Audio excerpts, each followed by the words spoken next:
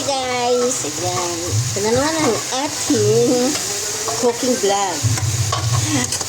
Sana nga naman tayo sa kalang magigitan. Papakita ko sa inyo ito ano ang ating niluluto. Ito ang tinatawag na kinulang na chapsuy. Kinulang na chapsuy. Ito bahalo-halo yan. Lagyan natin siya ng paminta powder. Bakit? Ayan. Ilagay na natin yung oyster sauce. Paminta powder. Okay. After paminta na powder, ayan, lagyan natin yung makunting, ayan, nakasanayan ng mga kusinero, ng mga tao sa kusina. Ayan. Kaya tinawag siyang kinulang na chapsuy dahil kulang siya sa vegetable. Pero kung totoosin ito is shrimp. Shrimp kung veggie kaso wala siyang pagkasin. Walang carrots, wala. So, kinulang na chapsuy. Kinulang na chapsuy sa hipon.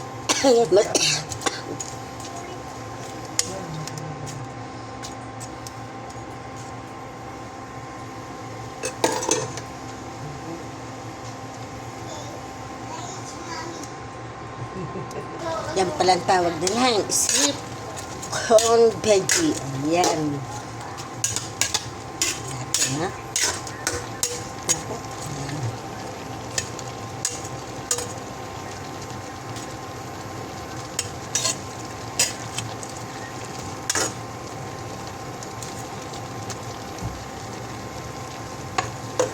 Kasi huwag tayong naka-stick sa nakasanayan lang na chapsuy, nababuot sa food, mga beef broccoli, mga cauliflower or bla bla, ganun. Kundi gumawa rin naman tayo ng ating sariling version ng mga pagluluto. Kasi sabi nga, in every experiment that you will make, you will meet the success. Yan. Wait natin, malapit na siya. Malapit na luto yung cauliflower natin. Pag naluto na yan, medyo mas mahirap kasi maluto ang cauliflower kaysa sa broccoli. Ayun. Kaya antayin natin muna siyang maluto bago natin ilalagay yung takpan natin para mas madali mo. Bago natin ilalagay itong tinatawag nilang, ang daming tawag kaya nito. Tinatawag na wombok, pechay bagyo, Chinese repolyo, Chinese cabbage, sabi niya. Daming tawag. Bombok.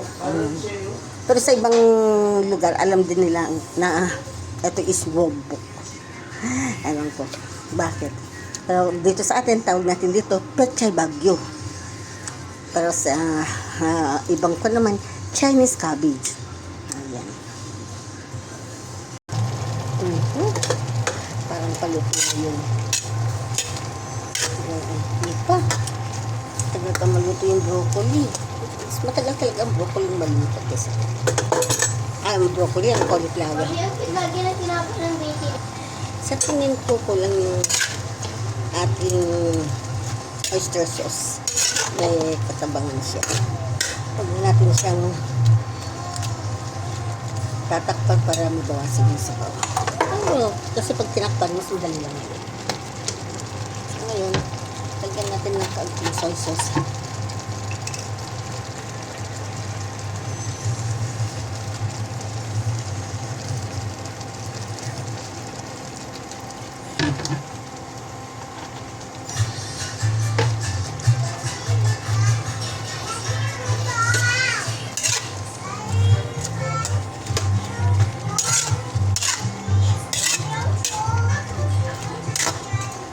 Sino ang nagpainit ng manok ko? Then, after na luto na yung cauliflower, lagyan na natin yung wombok.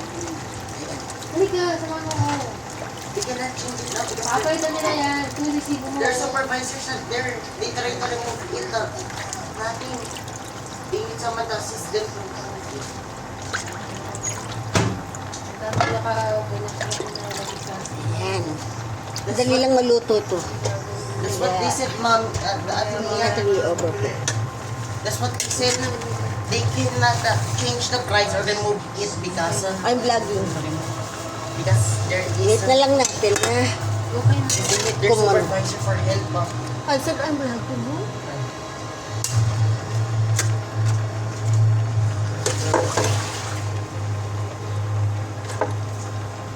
Madali lang maluto ng yung pechay bagyo at Chinese cabbage. Tawagin. Haluin natin para kumailalim siya. Kasi pag na-overcook yan, hindi siya masarap. Kaya, ayan, kailangan natin lang siyang ikailalim. Then, hanguin na. Para yung natitirang init, siyang magluluto na sa kanya.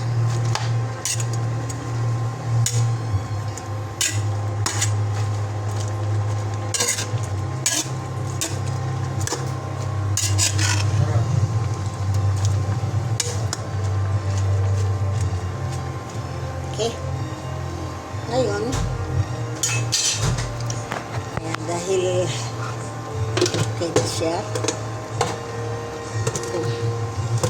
free natin yung ating pagpapatungan.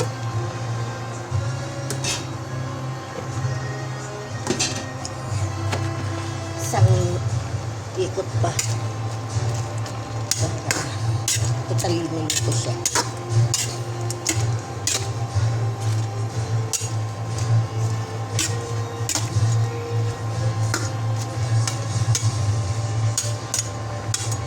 That's it. Ito na ang ating shrimp in veggie. Ayan ako guys, takpan natin siya ngayon. Ayan.